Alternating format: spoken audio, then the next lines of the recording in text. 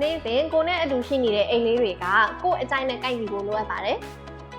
ဒါကြောင့်အိမ်လေးတွေကိုစိတ်ကြိုက်ရွေးချယ်ဝယ်ယူဖို့အတွက်ဈေးနှုန်းအမျိုးမျိုးနဲ့ brand မျိုးစုံဝယ်ယူလို့ရတဲ့ Lavender အိတ်ဆိုင်ရှိပါတယ်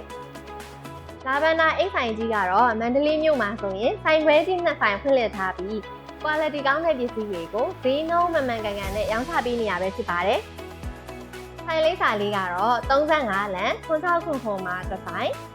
62လမ်း100 108ကြားမှာတစ်ဆိုင်ပဲဖြစ်ပါတယ်။ဆိုင်နှစ်ဆိုင်လုံးမှာစိတ်ကြိုက်ဝယ်ယူအားပေးနိုင်တာမလို့သွားပြီးတော့ဝယ်လိုက်ကြတော့နော်။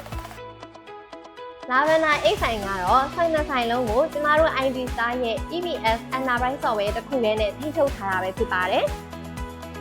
EBS Enterprise Software ကတော့အဝယ်အယောင်းအပြင်အိတ်တွေရဲ့ brand အလိုက်ရောင်းအားလက်ကျန်အစားရှိရဲ့ report တွေကိုပါကြည့်လို့ရပါတယ်။